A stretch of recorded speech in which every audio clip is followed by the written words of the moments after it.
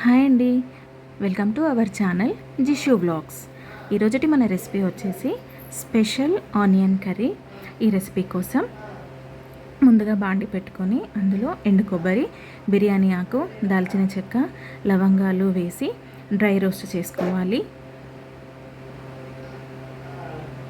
ఇవి బాగా వేగాక టొమాటో ముక్కలతో పాటు వీటిని వేసి మెత్తని పేస్ట్ లాగా గ్రైండ్ చేసుకోవాలి. బిర్యానీ ఆకుని డైరెక్ట్ ఆయిల్లో వేసే కన్నా డ్రై రోస్ట్ చేసినప్పుడు కర్రీకి మంచి అరోమా వస్తుంది.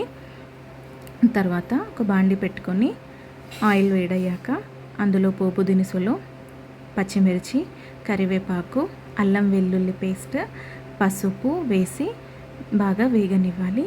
తర్వాత ఆల్రెడీ చేసి పెట్టుకున్న పేస్ట్ని ఇందులో వేయాలి. అండ్ ఇప్పుడే రుచికి సరిపడా ఉప్పు, కారం, కాస్త ధనియాల పొడి, గరం మసాలా అండ్ మీకు ఇష్టం ఉంటే చింతపండు రసం కూడా ఇదే టైంలో యాడ్ చేసుకోవచ్చు, లేదంటే స్కిప్ చేసుకోవచ్చు. ఇవన్నీ వేసి పెట్టుకున్న తర్వాత ఈ మిశ్రమాన్ని మూత పెట్టి కాసేపు మగ్గనివ్వాలి, ఆయిల్ సపరేట్ అయ్యేంత వరకు. తర్వాత ఆల్రెడీ మనం క్యూబ్స్ లాగా కట్ చేసి పెట్టుకున్న ఉల్లిపాయ ముక్కల్ని ఇందులో వేసి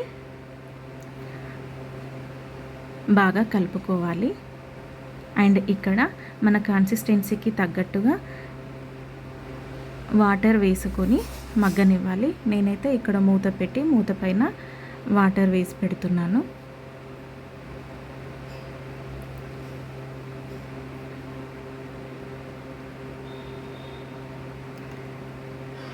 ఐదు నిమిషాల తర్వాత మన గుమగుమలాడే మసాలా ఆనియన్ కర్రీ రెడీ అయిపోతుందండి.